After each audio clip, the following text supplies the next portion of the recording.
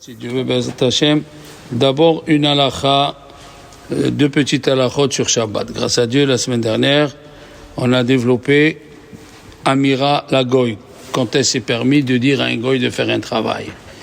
Alors, il y a plusieurs avis, je récapitule comme ça reste. Il y a qui disent que c'est Asur Minatora de dire à un Goy de faire un travail Shabbat. Clair. Pourquoi? Parce qu'il y a assez, Yéase Melacha. Il n'y a pas écrit l'ota assez, Yéase, même avec un autre. Il y a un qui dit, si tu lui dis la veille de Shabbat d'aller faire un travail chez toi Shabbat, c'est Asur Midei Rabbanan. Mais le jour du Shabbat, c'est Asur Minatora. Et la halakha, elle est comment il a dit Rabbi Yosef Karo, soit la veille de Shabbat, soit pendant Shabbat, c'est des Rabbanan. Et pourquoi? Voilà, tout le monde connaît ça. Mais pourquoi? Pourquoi c'est des Rabbanan? Parce que la Torah elle a dit afin que ton corps il se repose. Tu dis à un goy de faire, lui il fait, mais ton corps à toi il est reposé. Donc ça peut être que Asur Midei Rabbanan. C'est pas Asur Minatora. Ça c'est ce qu'on a dit la semaine dernière. Et la semaine d'avant, on a dit, c'est pas comme la Shemitah. La Shemitah, la 7e année, il faut que ta terre elle se repose. Donc, pas seulement toi, tu dois pas faire un travail, tu dois pas dire à un goy de labourer ton terrain. Parce que la Torah, elle cherche le terrain. Elle cherche l'objet, pas la personne. Il faut faire très attention à ces halakhot. Il y a des fois, ça revient sur la personne, il y a des fois, ça revient sur l'objet. Comme dans la Shemitah, ça revient sur l'objet. Alors, ça c'est la première halakha qu'on a dit la semaine dernière. La deuxième halakha, elle est, qu'est-ce que c'est melacha she'ena tzericha legoufa? Qu'est-ce que ça veut dire un travail que tu n'as pas besoin pour le corps du travail? C'est quoi ça? Dans Shabbat, il faut apprendre les mots. Comme la semaine dernière, on a dit katzatz. Vous vous rappelez du mot katzatz? Si vous avez fixé un salaire à un goy, donc s'il le fait Shabbat, sans lui dire fais le Shabbat, adata de nafshe ka'avid. Adata de nafshe ka'avid. Il fait selon, adata de nafshe ka'avid. Il travaille pour lui-même. Alors qu'est-ce que c'est melacha she'ena tzericha legoufa? Je vous explique. Tous les travaux de Shabbat, on les a appris, du Mishkan. La juxtaposition de l'ordonnance du Shabbat à côté du Mishkan. Ça veut dire quand Dieu nous a dit, il a dit à Moshe, faites le Mishkan, le tabernacle, 2 Pesukim avant, il a dit, attention, observez le Shabbat, que personne travaille Shabbat. Pourquoi tu me l'écris ici? Tu l'as déjà dit dans les 10 commandements. Si tu l'as écrit juste avant la création du Mishkan, c'est pour nous dire, tous les travaux qui étaient au Mishkan sont interdits Shabbat. On a trouvé 39. Un peu plus profond, les 39, c'est les 39. Excusez-moi, si vous voulez venir là-bas, il fait chaud. Donc, la juxtaposition. Pourquoi 39? Parce que Dieu il a maudit l'homme, la femme et la terre. En tout, ça fait 39. 39 malédictions. D'accord? Alors, on continue. Qu'est-ce que c'est melacha she'ena tzericha legoufa? Au Mishkan, quand on creusait un trou pour mettre les poutres, ou on creusait un trou pour labourer, c'est pour le trou. Vous allez me comprendre, parce que c'est nouveau. Mais si je creuse le trou pour le sable, je creuse le trou pour prendre le sable, pas pour le trou. Ça s'appelle melacha, tu fais un travail, she'ena tzericha legoufa. Elle n'est pas pour le but recherché. Au Mishkan, on faisait un trou pour le trou. Là, tu fais un trou pour récupérer le sable. Ça, c'est pas Asur Minatora, c'est Asur Midei Rabbanan. D'accord? Melacha, she'ena, tzericha legoufa. Il faut apprendre les mots. C'est obligatoire, ça. Il y a des melachot de Shabbat, on est obligé d'apprendre les mots. Par exemple, si quelqu'un, il éteint une veilleuse Shabbat, alors je répète, les veilleuses d'avant, pour que ça soit clair, quand dans toute la Gemara et la Mishnah, on dit ner. Ner, c'est pas une bougie. Moi, je me suis trompé des années, j'avoue. Mais grâce à Dieu, tant qu'on est là pour apprendre, on se corrige. Ner, c'est une fiole en argile. Comme les Romains. J'étais ici voir, il y a 5 ans, le musée de Provence, et ils ont sorti, quand les Romains ils vivaient, des fioles comme ça. Ils sont un peu grosses au début, ça se finit fin, et il y a 2 trous. Un trou où mettre l'huile et un trou où la mèche elle sort. D'accord? Ça c'est ner dans la Gemara, c'est ça qu'on parle ner. Maintenant tu as allumé pour Shabbat une fiole avec de l'huile et elle allume. Seulement tu veux l'éteindre parce que tu veux économiser de l'huile qui has à la shemen. Oui, en enlevant l'huile, la bougie, encore une fois, la mèche elle s'éteint. Ça c'est pas Minatora. C'est Midé Rabbanan. Parce qu'il y a une mahloquette, voilà, rappelez-vous bien, dans toute la Gemara, dans les 20 livres, il y a une mahloquette qui revient, une discussion qui revient, Rabbi Shimon et Rabbi Yehuda. Est-ce que Melacha she'ena tzricha legufa hayav? Est-ce que quand tu fais un trou pour le sable et pas pour le trou, Rabbi Yehuda dit chayav? Rabbi Yehuda dit tu es condamné à mort. S'il y a 2 témoins qui t'avertissent et tu fais ça devant les 2 témoins et tu dis tu t'en fous, tu es hayav mita. Rabbi Shimon, c'est Rabbi Shimon bar Yochai, il dit patour. Melacha she'ena tzericha patour. Un travail dont tu ne recherches pas le but, tu recherches l'à côté de ce que tu es en train de faire. Alors, j'ai donné l'exemple de celui qui enlève l'huile parce qu'il a peur qu'il va consommer beaucoup d'huile. Qui has à la shemen, qui has à la ner. Il a peur que la fiole elle éclate. Il a peur, il veut économiser l'huile. Qui has à la shemen, qui has à la ner, qui has à la pétila. Il veut pas que la mèche se consume. Dans ces 3 cas, Rabbi Yehuda il dit chayav et Rabbi Shimon il dit pas. Rabbi Yossé il dit patour et la Gemara elle dit Rabbi Yossé il parle selon Rabbi Shimon. Très simple. Vous voyez, ça s'appelle melacha she'ena tzericha legufa. Un travail que tu le fais pas parce que tu le veux. Tu le fais. Venez, on va chercher autre chose. Un go il te dit profane Shabbat, sinon je te casse la figure. Oui, ça peut arriver. Ça peut arriver, oui. Tu lui dis, tu peux le faire. Si tu le fais pas, tu es idiot. Pourquoi? Parce que ce que tu es en train de faire, est-ce que tu le fais pour toi? Non. Tu le fais pour un autre. Ça s'appelle Melacha she'ena tzericha legufa. Rabbi Shimon, il dit patour. Rabbi Yehuda, il dit chayav. Un autre cas. Tu es dans une rue.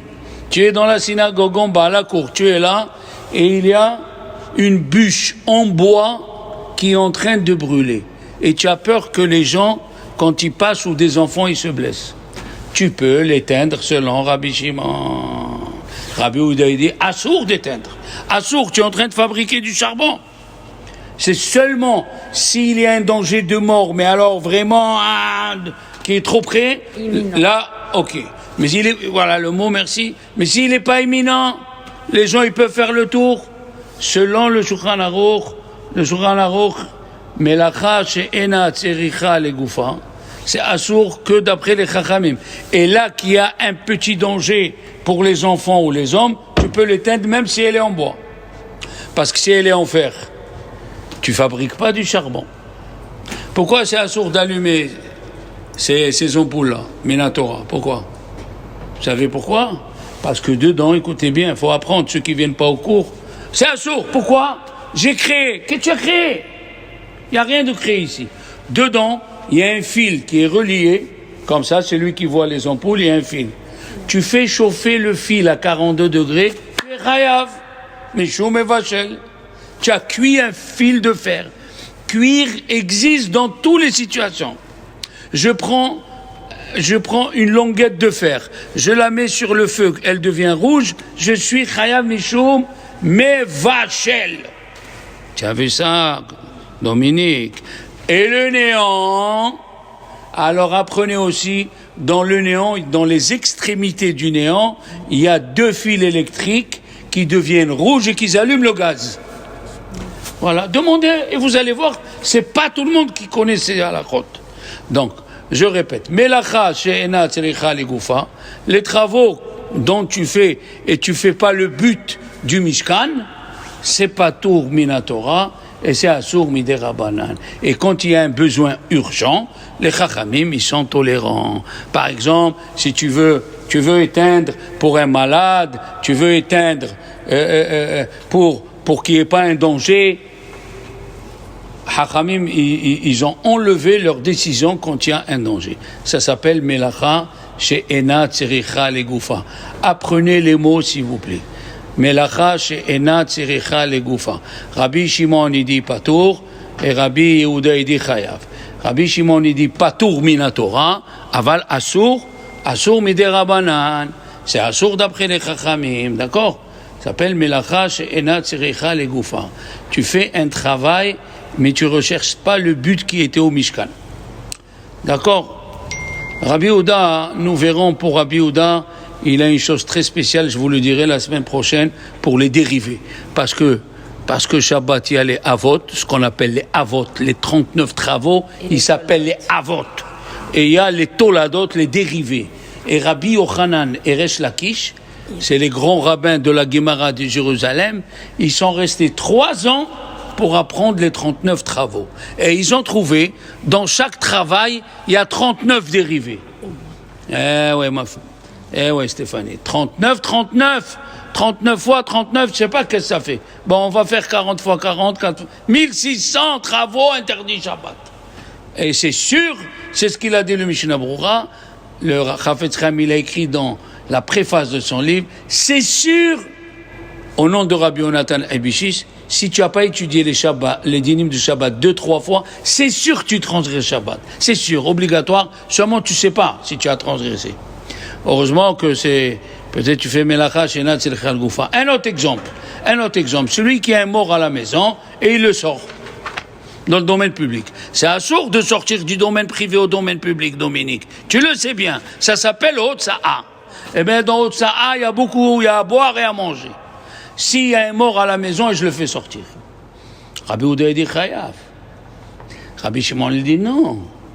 Il sort le mort, mais il n'a pas besoin du mort. Ça s'appelle Melacha she'ena tzericha legoufa. Melacha she'ena tzericha legoufa. Vous voyez comme c'est joli. Donc, cette Melacha, Melacha, même, Lamed, Aleph.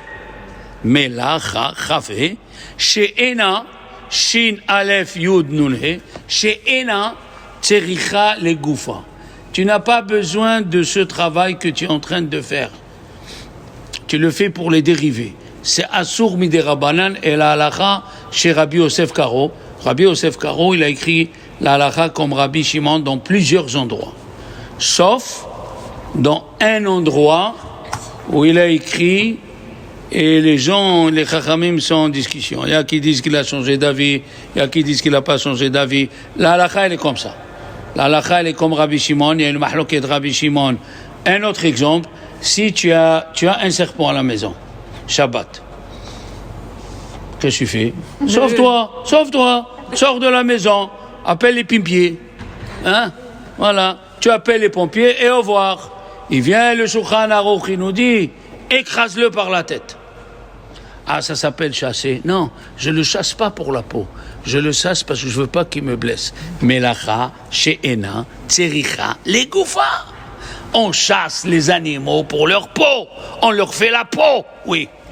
Mais dans Tzeda, c'est-à-dire que si je le mets en cage maintenant, j'arrive le serpent, je le mets genre... Tu n'as pas le droit de le mettre en cage. J'ai pas le droit de le mettre en cage. Non. Aval. Mais si c'est en danger, qu'est-ce que je viens de dire? C'est chez Natricha. Sors de la maison. Ah, je sors de la maison. Eh ben oui.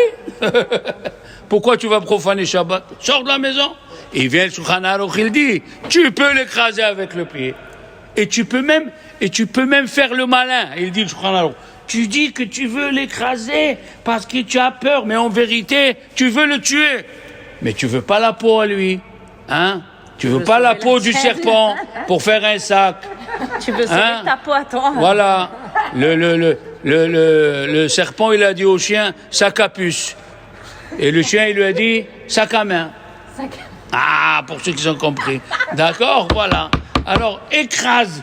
Tu peux écraser le serpent, tu peux écraser le scorpion et faire semblant. Tu es en train de chasser, qu'est-ce que tu fais? C'est permis parce que ça s'appelle, vous voyez tous les cas que je vous ai cités. Melacha, she'ena, tsericha, legoufa. Un travail qu'on n'a pas besoin pour le travail lui-même, pour les dérivés. On a parlé de l'huile, on a parlé du serpent, on a parlé de beaucoup de choses. Melacha, she'ena, tsericha, legoufa. Ok. Maintenant, un halakha sur Hanouka. Hanouka, bien sûr, la fête des Lumières en pleine obscurité. Qu'est-ce que tu veux? Un moustique qui nous pique au Shabbat. Un moustique? Un moustique, ça tue pas, c'est pas en danger. Ça dépend. Si faut souffrir un petit peu pour Shabbat, non. Mais si c'est un bourdon, ou si c'est comme on avait, nous à la Yeshiva, un frelon, c'était des B52, on les appelait. Les frelons chez nous, c'est B52. C'était comme ça. Et ils revenaient chaque année. Quand on a tué la reine et on l'a enterrée, les frelons revenaient chaque année en septembre. Pendant les slihot, ils venaient tourner autour. Pour faire l'ascara. Je vous assure que j'ai vécu ça à la Yeshiva, moi. On voyait ça chaque année et le Rav Rumi nous dit, regardez comment ils viennent. Ils se rappellent. Mais attention, mon copain, il a été touché par un frelon, là, au pouce. En un jour, il avait une pomme à la place du pouce. On l'a amené, il a opéré, il lui a sorti le pus, Depuis, on est frileux devant les frelons. On a peur. Alors, Hanouka, quand il s'est passé? On va essayer de situer dans le temps, encore une fois, l'histoire, elle est très importante. Le deuxième temple, il a duré 420 ans. Le premier temple, qui a été construit par le roi Salomon, c'est possible que c'est des questions qui vont vous poser. Le premier temple a pris 400 ans qu'on était en Israël. On est rentré en Israël avec Yeshua. On était 400 ans commandés par des prophètes et des juges.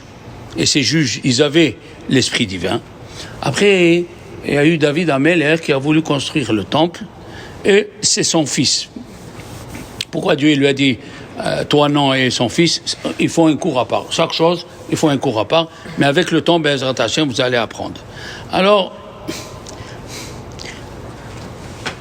Salomon Amelech, il a construit. Il a duré 410 ans. Oui, jusqu'au temps du roi Ménaché, où là, les Chachamim me disent, le vase, il s'est rempli. À chaque coin de rue, il y avait une idole, il fallait se prosterner, lui dire merci. Comme ils font les goïms ici à Marseille, vous levez pas la tête.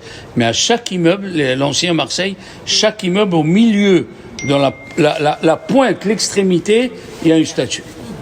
Comme ça, il faisait au temps de roi Ménaché. Et ceux qui étaient dans le gouvernement, ceux qui dirigeaient le pays, quand ils voulaient quelque chose, si le monsieur ne voulait pas, on le trouvait mort.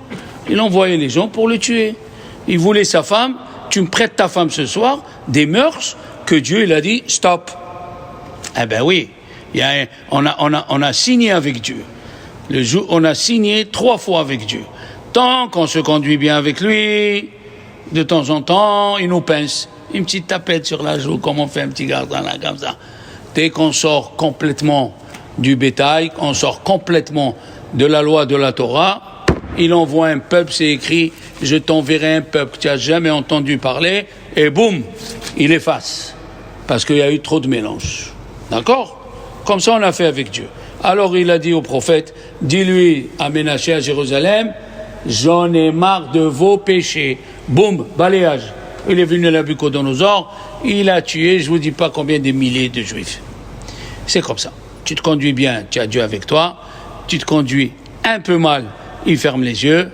Tu te conduis mal, alors il sort le fouet. Ça, c'est le premier temple. Après, on avait 70 ans d'exil. On était à Babel. On avait des prophètes avec nous. On avait Daniel. On avait Eskiel.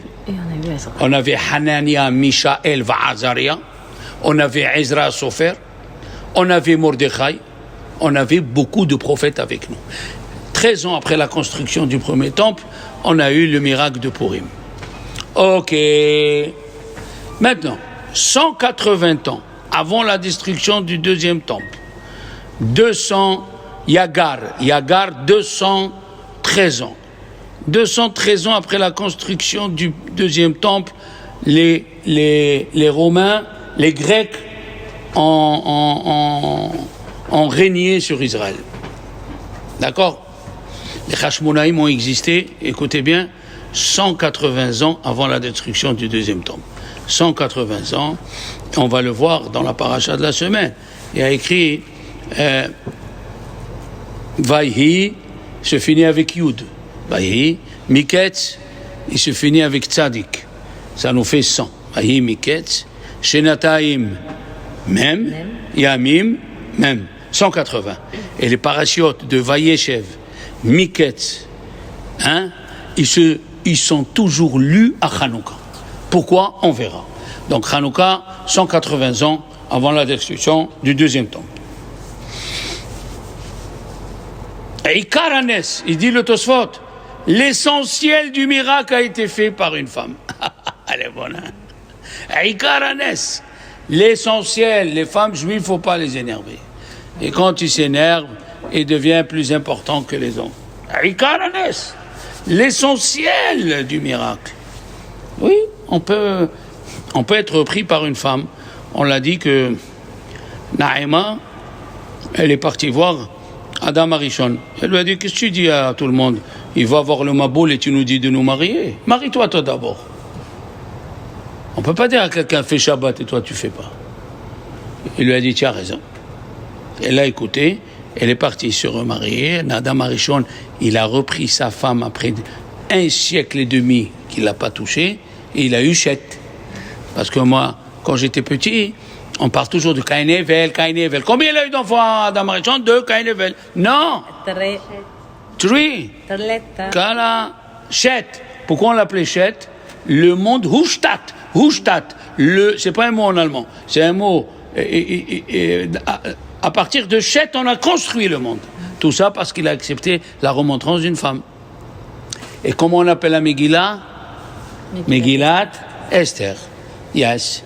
Il y avait une femme, elle a dit à Mordechai, tu fais ça, et ça, et ça. Il l'a fait, voilà. Qu'est-ce qu'il a dit Dieu à Abraham? Kol asher tomad lecha Sarah, tout ce qu'elle te dira, Sarah, fais-le. Ça veut dire, la femme, quand Dieu a construit la femme, quand il a construit Michel, il a écrit Vaïven, Vaïven. Pourquoi on dit construit? Dans le mot Vaïven, il y a le mot Bina. Vaïven, il y a le mot Bina. La femme, elle a une intelligence que l'homme, il n'a pas. Il n'y a rien à faire. Tu invites quelqu'un à la maison, après le repas, il s'en va, ta femme, et tu dis, celui-là, il est bien. Crois-la. Et si tu dis, celui-là, il n'est pas bien, malgré qu'il est assis, sans mettre les coudes sur la table, quand il mange, il se nettoie le bout des lèvres, et s'il vous plaît, merci. Tu vois, à la française et tout, mais c'est un bandit. Ta femme te dit, c'est un bandit. Voilà. Faut écouter ta femme. Va-y-ven. Va-y-ven. D'accord? Alors, ici aussi, à Hanouka, on mange du fromage, parce que Yehudit, la fille de Kohen Gadol, elle a pris le flambeau. C'est écrit dans Shulchan Aruch, c'est une mitzvah de manger la Gevina. Pourquoi la Gevina, elle s'appelle Gevina? Parce qu'un bossu, on l'appelle Giben. La bosse, c'est Giben. Gibenet, il a une bosse. Quand tu prends du lait et tu mets de la caillette, le lait, il grossit. Gevina, il fait une bosse. L'origine des mots, hein? C'est la bosse du lait, quoi. Comment on appelle l'origine des mots en français? L'étymologie. Eh non, madame. La sémantique. La sémantique des mots. Oui, il faut apprendre aussi. Gevina, c'est le fromage qui a gonflé. Stéphanie, on rigole. Allez, d'accord? On a pris un mot, il faut le sortir. Comme fantasmagorique. Hein? Alors. Vive Casper. Hein? Alors. Yehudit, elle aussi, c'est pour ça que c'est écrit qu'une femme, elle peut allumer la Hanouka. Because elle était l'essentiel du miracle. Alors maintenant, on va dire quelques dynimes de Hanouka. Écoutez bien, Rambam, il a dit un mot qu'il n'a pas employé dans tous les dynimes de Hanouka. Pas de Hanouka, dans tous les dynimes de la Torah. Il a dit à Rambam, la mitzvah de Hanouka, c'est une mitzvah chaviva hi ad me'od. Chaviva, elle est chère. Vous savez que les femmes qui n'ont pas d'enfants, c'est une mitzvah qu'ils enjolivent les nérodes de Hanouka. Parce que Hanouka, est en similitude avec Rosh Hashanah. Et comme à Rosh Hashanah, Dieu, il a mis enceinte les 3 femmes qui n'arrivaient pas à tomber enceintes, Sarah, Rachel, hein? Eh bien, à Hanouka aussi, si elle offre l'huile d'olive à la synagogue, les mèches, elle aura, si c'est une jeune fille, elle aura un bon mazal, si c'est une femme qui est mariée, elle aura des beaux enfants, d'accord? Toute chose que tu fais en plus, tu obliges Dieu à faire en plus. C'est comme ça. Shabbat, il rentre à 5h moins quart. Tu dis, moi, 4h30, je le fais rentrer. Tu as ajouté, on t'ajoutera. Tout. Shabbat, tu dis, la semaine, je fais 4 salades à mon mari. Shabbat, je vais faire 4 salades. Je vais faire 10 salades pour Shabbat. Tu ajoutes, on t'ajoutera. C'est comme ça. Tout ce que tu n'es pas obligé, tu le fais. Maaser, c'est combien Maaser? 10%.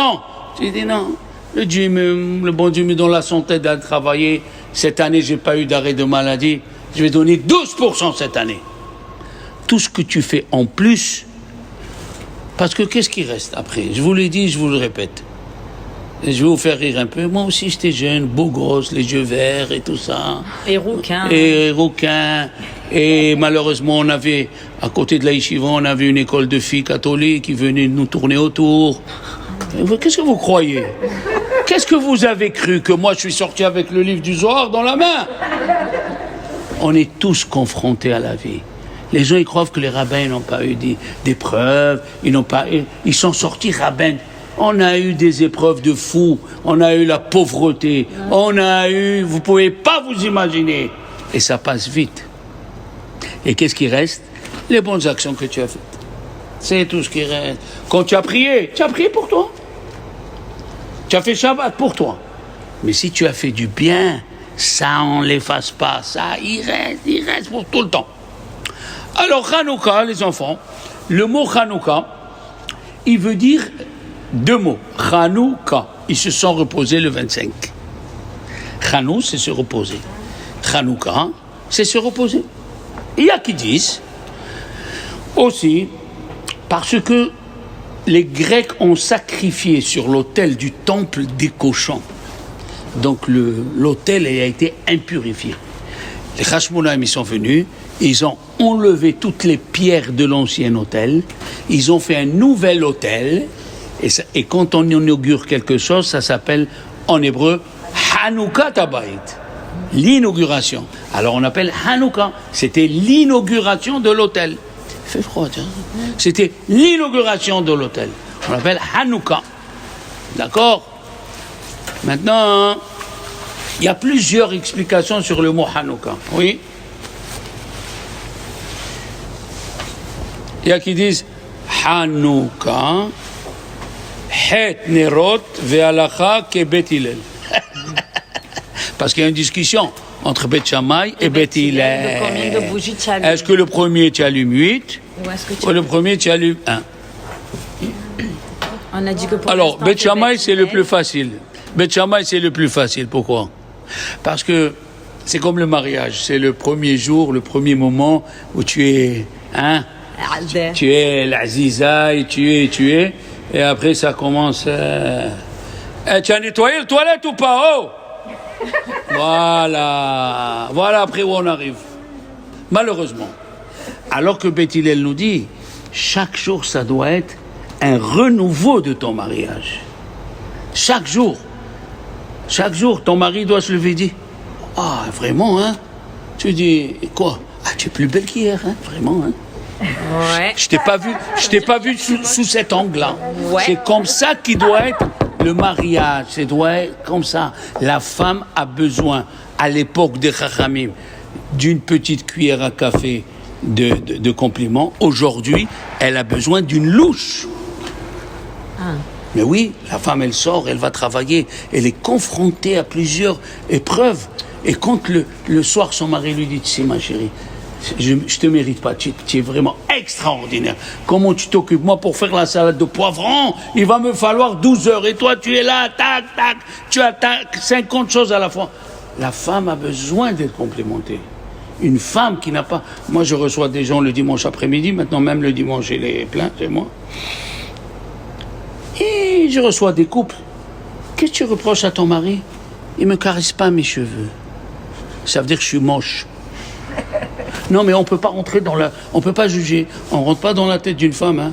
Moi, je juge pas. Moi, ça veut dire, c'est un appel à l'affection. Je lui ai dit, dis-moi, tu n'es pas marié avec un objet. Tu es marié avec un être humain qui est en l'occurrence ta femme et qui est en l'occurrence, elle se tue toute la journée. Elle travaille ta femme? Elle dit oui. À quelle heure elle rentre? À 7 heures. Donc de 7 heures du matin à 7 heures du soir. Elle te fait à manger? Oui. Elle s'occupe des enfants? Oui. Tu ne sais pas sortir de ta bouche 2 mots. Tu ne peux pas dire chérie, Chazak ou Baruch. Tu peux pas. Tu peux pas amener des fleurs le vendredi à ta femme. Tu peux pas. Et chez Tahil, tu vas devenir pauvre, ça y est. Oui. Oui. Il faut savoir comment. Alors, Hanouka, il dit Beth Hillel, ça va en montant. Tu dois monter de 2 degrés. Hein? Moi, je le dis grâce à vous. En faisant le cours, je cherche dans les livres et j'apprends des choses que j'ai pas appris quand j'étais jeune. C'est extraordinaire. Alors, Hanouka, les enfants, elle est tellement importante. Pourquoi? Si tu n'as pas de l'huile, il dit le Shulchan Aruch manuel, faut vendre ton vêtement ou aller faire le porte-à-porte pour acheter l'huile à Hanouka. On n'a pas vu ça pour une paire de téphilines. J'ai pas de téphilines, il n'y a aucune obligation d'aller demander l'aumône ou vendre ses vêtements.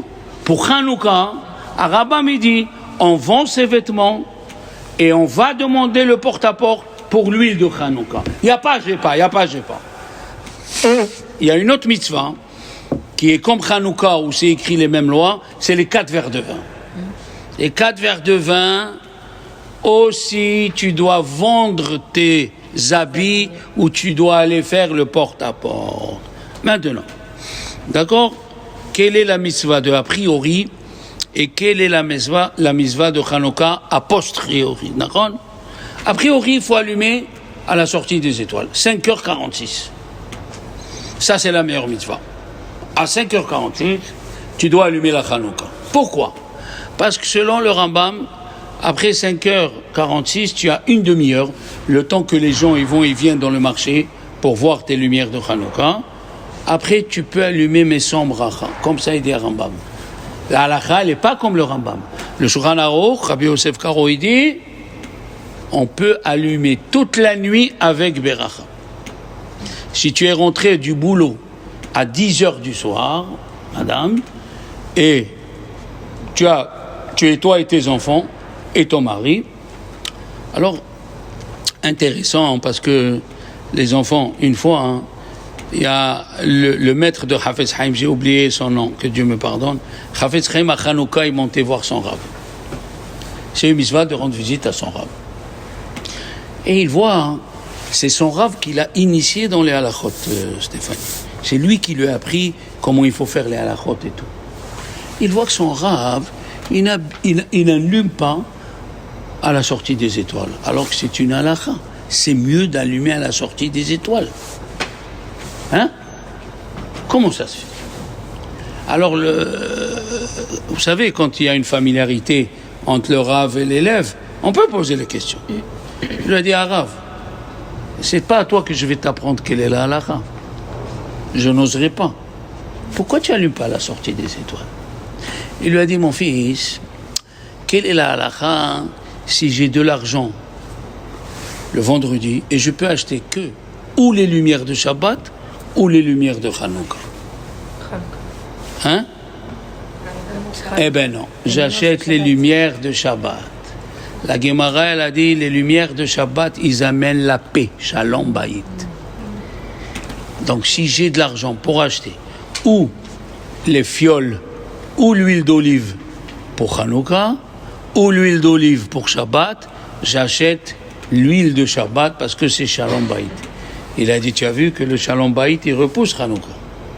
Eh bien moi, ma femme, elle n'est pas là, et si j'allume quand elle n'est pas là, elle se vexe. Alors j'attends.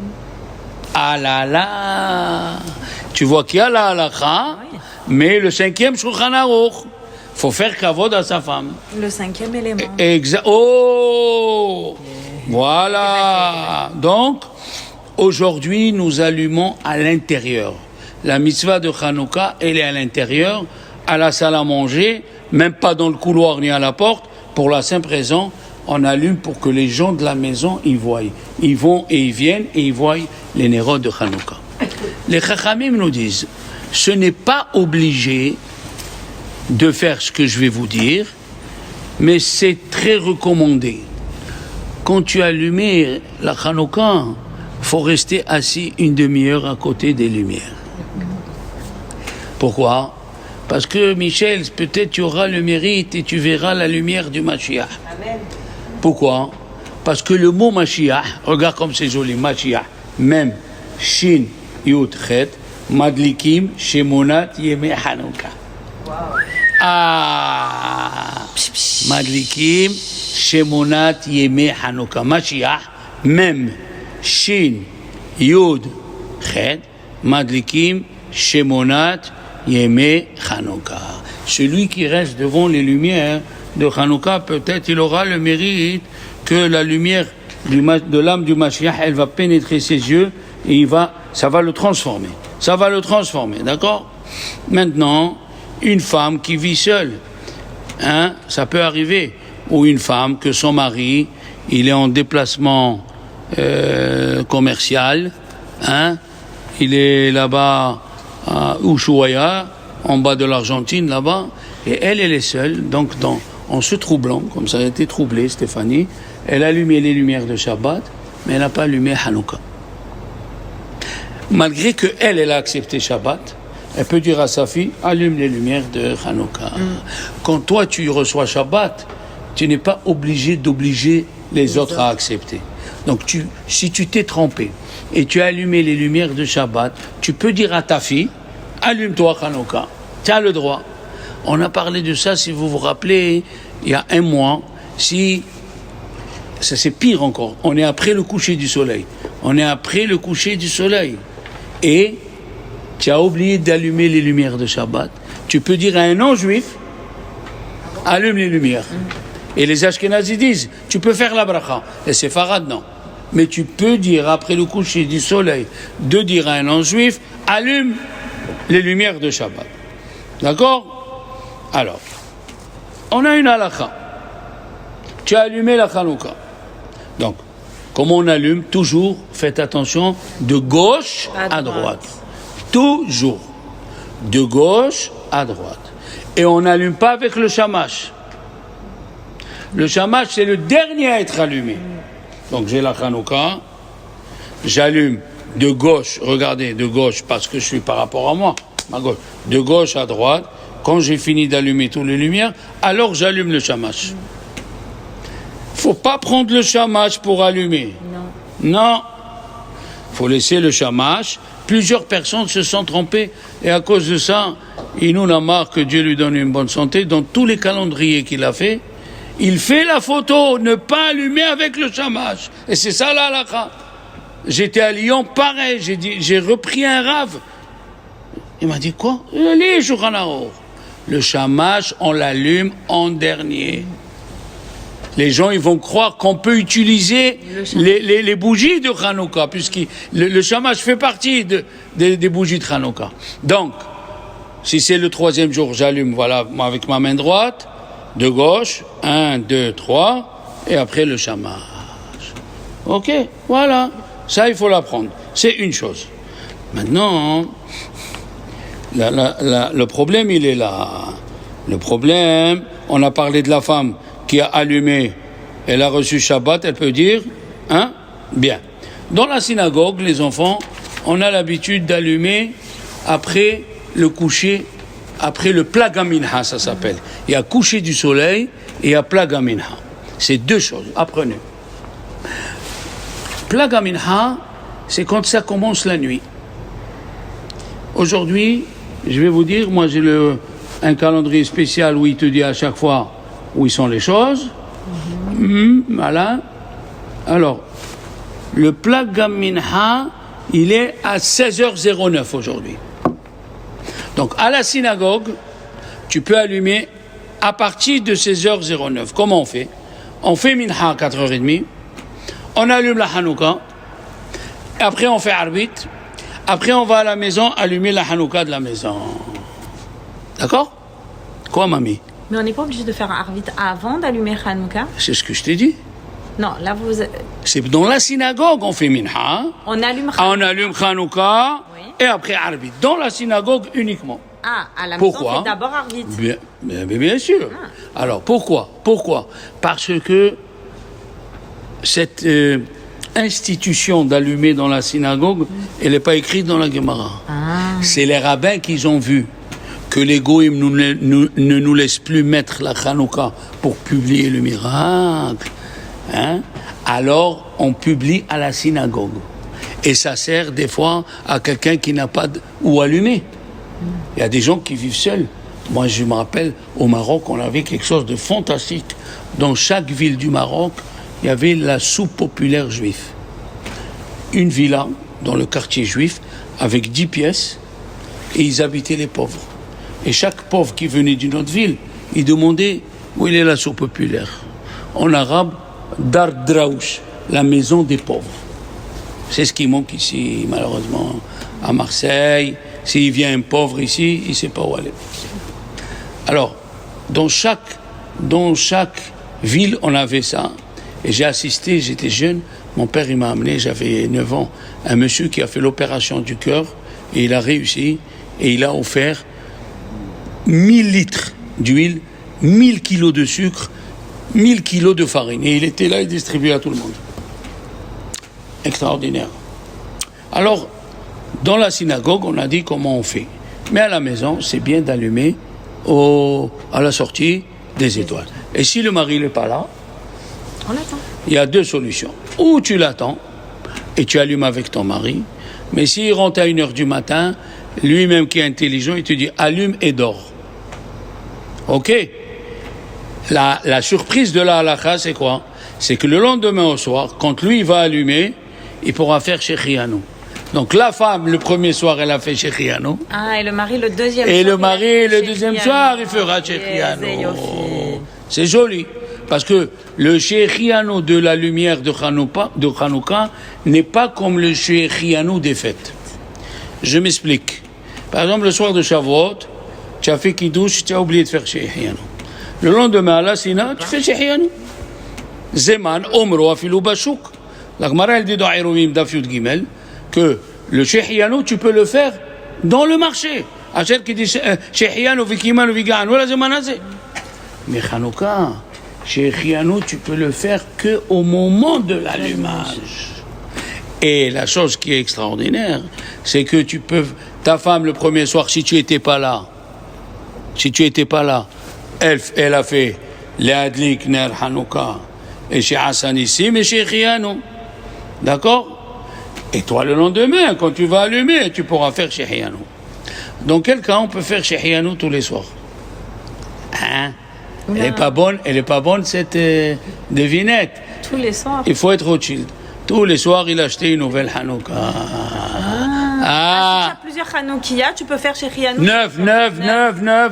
Aïwa, dis-les à la côte, comment Tu t'as achètes dit? 8 et tu les donnes. 9. Après, chaque année, tu rachètes. Exactement. Et il faisait sur le talit Shechianu tous les matins. Pourquoi? Il a changé de taille, il a acheté un Il offrait le talit à un pauvre de la synagogue. C'est bien, hein? Il a fait des trucs. Le premier, il était très très religieux. Dieu bénisse. Et une fois, il a rassemblé les rabbins pour un kiddush chez lui à la maison. Qui peut refuser Rothschild? Rothschild, il te paye. Bon, il n'y avait pas de gâteau sur la table. Et on sait qu'un kiddush est l'abîme comme Séouda. Tu veux faire un kiddush, il faut qu'il y ait la Séouda, ouais ou non? Alors il a pris le verre de kiddush, il a versé le vin, il a dit Sabri Mararan, et les gens autour, les rabbins. Il n'y a pas de gâteau, il n'y a rien, madame elle baise, ouais, c'est pas normal. Il a bu le vin et après il a croqué le verre. Il était en gâteau.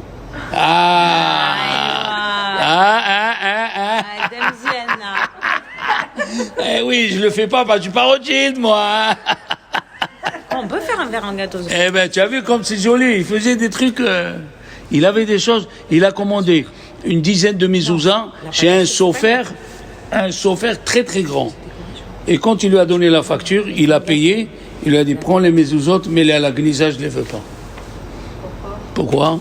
Il a fait la facture avec la date en français.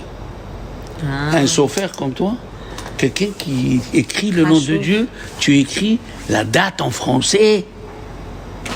La date en hébreu. La date en hébreu, la date en français. Voilà, je te paye, mets ça à la gnisa. Ouais, c'est les choses qui faisaient le Admour, enfin, le Rav de Rothschild qui était vraiment, c'était du miel.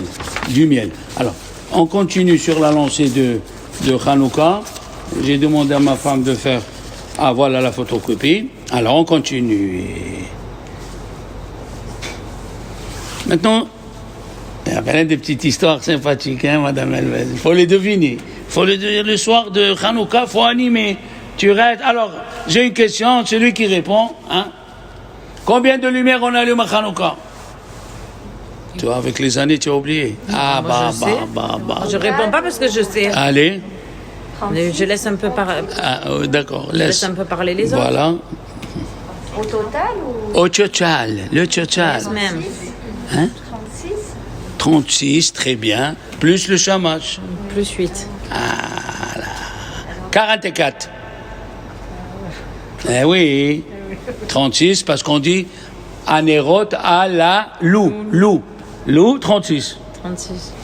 Et maintenant, un peu plus profond, parce que vous êtes dans une grande classe, les filles. Et pourquoi 36? 36 tzadikim.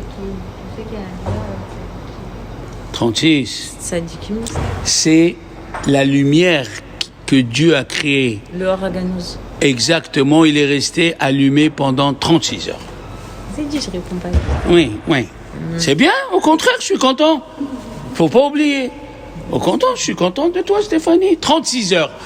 36 heures est resté allumé la lumière que Dieu a créée pendant la création. Alors, les lumières de Hanouka, ils sont au nombre de 36. Et vous savez quelle est si vous avez le mérite en restant assis et voir les lumières de Hanouka, vous pouvez peut-être prendre le Horaganouz, la lumière cachée. C'est quoi cette lumière? C'est comme un comment ça s'appelle? C'est quand tu vois plus grand là. La loupe. La loupe. Tu peux voir des choses que personne ne voit. Ah ouais. Horaganouz. On peut faire quelque chose ou il ne faut rien faire? J'ai pas compris. Pendant la demi-heure Que les gros travaux, on va arriver. Les gros travaux, non. Mettre le linge à laver, à tricoter, à coudre, mais servir des beignets, tu peux servir des beignets. Oui. Est-ce que tu peux faire les beignets? Est-ce que tu peux faire Elle a dit, frire les beignets? même ça, Est-ce que tu peux faire frire les Tu beignets? peux faire frire les beignets. J'ai le droit de cuisiner alors pendant le... Oui, c'est la demi-heure, il ne faut pas faire les gros travaux, ce qui demande beaucoup d'efforts. Parce que, encore une fois, le miracle a été fait aussi par une femme. Yehudit, la fille de Kohen Gadol. Il allait la prendre pour la marier. Et vous savez, vous connaissez, vous avez appris les lois du Moyen-Âge. Il y avait le droit de cuissage. On prenait la jeune fille et elle dormait avec le chef de la ville. Et elle leur a dit aux frères, ah bon, vous savez ce qui va m'arriver, vous restez assis, vous bougez pas. Elle a pris une épée, elle a dit, je vais mourir pour Dieu. Et vous serez punis parce que vous faites rien. Le père, il a dit, on va laisser ma fille et vous, le frère. Et ils sont sortis tous. Tu as compris? Et tout le monde est sorti et ça a commencé comme ça. Alors, d'après Rashi, à la fin de la paracha de Vezot Aberacha, Rashi déjà, il nous dit que Moshe Rabbeinu a prié pour Hanouka. Baruch Hashem Chelo. Béni Hashem Chelo. Ça peut être sa force et ça peut être son armée. Depuis quand les Lévim ils font la guerre? Et il dit Rashi, c'est les Kohanim. Les Kohanim sont sortis des Lévim. Matatiaou. Il a dit ils étaient 13 contre des milliers. Le livre de Flavius Joseph, je vous l'ai déjà dit d'acheter, c'est bien. Il raconte ils étaient 19 000 fermiers. Des fermiers. Chacun est venu avec des un bâton, des pelles, des contre fours. 60 000 guerriers aguerris. Vous avez compris? Alors, il y a une différence, mais dans tous les cas, il y a eu un miracle. Masarta, Rabbim, Beyad Me'atim. Toujours. Giborim, Voilà. Et la semaine dernière, j'ai continué dans le cours, si vous vous rappelez, qu'est-ce que j'ai continué dans le cours, que pourquoi au temps des Hashmonaïm on a fait la guerre, les Kohanim sont sortis en guerre, et pourquoi dans Purim on s'est mis à prier. On ne pouvait pas payer un Perse 3 millions de dollars qui tue Haman, on ne peut pas. Ça, c'est une question fondamentale. Pourquoi Avraham Avinu, quand on lui a pris Sarah, la Miss Monde de l'époque, on l'a pris, on l'a mis, on a raconté qu'est-ce qui s'est passé dans la chambre, et il était à l'hôtel, Volubilis, il était en train de prier. Hein? Et quand c'était pour l'autre, il a fait la guerre. Il a fait la guerre. Alors, dans quel cas on fait la guerre, dans quel cas on prie. Les enfants, il y a quelque chose qui est à nous et quelque chose qui n'est pas à nous. Quelque chose qui est à nous, c'est notre âme. Et quand quelqu'un met en danger notre âme, les filles, il faut aller faire la guerre, il n'y a rien à faire. Il faut défendre ton Shabbat, il faut défendre ton cours, il faut défendre ta prière, il n'y a rien à faire, il n'y a rien à faire. La spiritualité, elle est dans ta main. Si on vient à te la bousculer, c'est toi qui sors tes cornes et tu bouscules. Quand c'est l'âme, il n'y a rien à faire. Quand c'est le corps, il n'est pas à nous. C'est à Dieu. On prie et que Dieu il fait les choses de... Il fait ce qu'il fait. Par exemple, si tu as une parnassa, il y a écrit dans la Torah, va ramasser ton blé. Hein? D'où les Français, ils ont appris l'argent, c'est le blé. Va ramasser ton blé. Mais si on te dit, pour ramasser le blé, il faut travailler Shabbat. Eh ben non. Quitte à manger du pain et du beurre, je dois respecter mon Shabbat. Si ton mari te dit, je ne peux pas, je rentre à 6 heures, tu ne rentreras pas à 6 heures. Tu quitteras ton travail s'il le faut, je te ferai la guerre. Ah ouais? Oui. Tu prends un marteau avec un clou pour le clouer. Tu vois que le clou, il s'est tordu. Tu continues, tu te casses le doigt. C'est ça le Shabbat. C'est ça les mitzvot. Les mitzvot, tu dois lutter de toute ton âme. Il n'y a pas. Tu vas vivre au SMIC. Je vais vivre au SMIC pour Dieu. Je ne suis pas moins qu'Abraham, qu'on l'a mis en prison 10 ans. Tout ce qu'il a passé à Abraham, les Juifs, ils doivent le passer. Mais tu comprends, si je travaille là, j'ai 3 000 euros. Si je travaille là, j'ai 1 200 euros. Je ne pourrais pas faire face. Tu ne comprends pas que c'est ton épreuve? Tu es en train de passer les épreuves pour avoir après les galons. Tu es un vrai juif, tu ne comprends pas. L'examen il tombe Shabbat, qui tombe comme il veut. Je n'irai pas. C'est tout.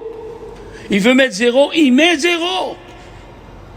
0 dans la terre et 20 sur 20 dans le ciel. Il n'y a pas. C'est ça le miracle de Hanouka. Et on le verra par la suite. Il ne faut pas suivre la nature. On est au-dessus de la nature. Les Juifs et les convertis, bien sûr, au-dessus de la nature. Vous connaissez bien qu'est-ce qui a provoqué l'indépendance des États-Unis. C'est Hanouka. Vous savez, quand il y avait la guerre de sécession, le soir, il fallait éteindre les lumières pour que l'ennemi de l'autre côté ne voit pas qui tu es. Et un Juif qui allumait Hanouka. Et qui est passé à côté? Abraham Lincoln. Il lui a dit, qu'est-ce que tu fais? Il lui a raconté l'histoire. On est des Hashmonaïm, ils étaient peu, et on devait lutter pour celui qui voulait nous enlever la liberté pour faire la religion. Ah ouais, il écoute. Ah ouais, ils ont voulu, ils descendent les escaliers. Ils ont voulu vous enlever ceci. Allume. Il est rentré chez les généraux, il a dit, on n'est pas beaucoup contre ceux qui sont en face. Les Juifs, ils viennent de m'apprendre une leçon. Demain à 5 heures avant que tout le monde se réveille, on les attaque. Ils étaient peu, ils ont gagné la guerre. Quand il est rentré, ce Juif à New York, il est rentré chez lui, et du coup, ça toque à la porte, il ouvre, qui était Abraham Lincoln, avec les généraux et une Hanoukia 9. Il a dit, monsieur, allumez devant nous, s'il vous plaît. Oui, il ne faut pas avoir peur parce qu'on est peu. Il faut avoir peur de perdre le courage parce qu'on est peu. Toutes les angoisses sont interdites. Et surtout, l'angoisse qui a provoqué toutes les angoisses. Pas d'angoisse, Baruch Hashem. Alors, je vous souhaite une bonne semaine, Beret Hashem. Préparez Hanouka, préparez les mèches, préparez les bougies.